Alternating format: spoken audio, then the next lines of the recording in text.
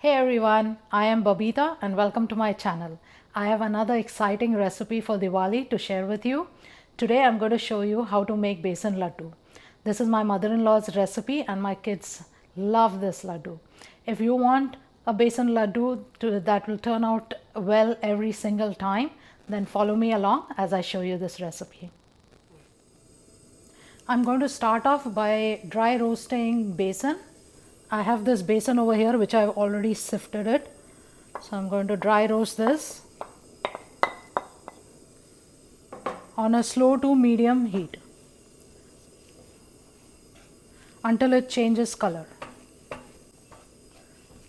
And at this point it has to be dry roasted. You don't have to add ghee or oil or anything.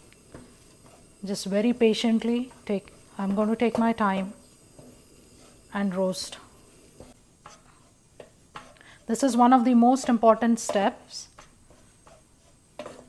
If you don't roast besan enough, then you will have a raw tasting laddu, and if you over roast it, then you'll have a bitter tasting laddu. The color is starting to change. I need it a little bit more darker, slightly darker than this. So I'm going to roast it for a couple more seconds. So this color, now I'm really happy with this color. It has got a slightly brownish hue and that's what I'm looking for. So now it's done. I'm going to take it off heat and I'm going to allow it to cool. Next I'm going to dry roast rava or semolina. This is fine rava. I'm going to do the same thing like I did with the besan laddu. Dry roast it on a slow to medium flame. This rava is almost done. You can see it has also changed its color, got a slight brownish hue to it,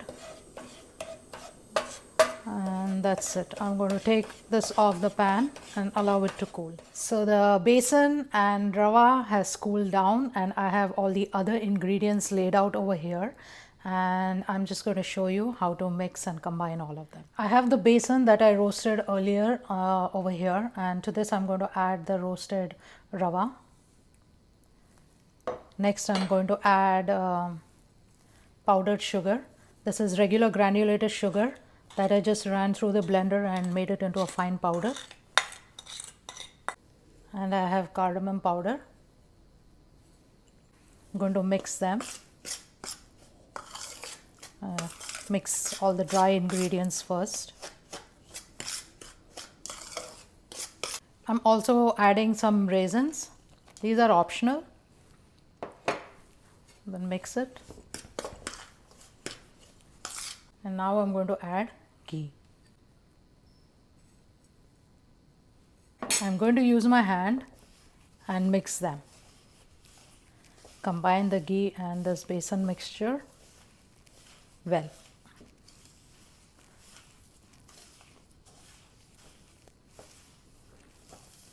Now you can see this besan mixture is nice and moistened up with the ghee. I'll grab a little bit of the mixture in my hand and then just use my fingers and my palm to shape them, and then use my other hand if I need some more to shape it perfectly. And there it is. So as you can see here, I finished making all of the laddus, and this recipe for besan laddu is the easiest recipe that you can ever make. And I want to try one, but let me ask my husband to try this and get his verdict on it. How is it? Perfect. Does it taste like a mom's? Yes, it does. Okay, fantastic. I'm happy to hear that.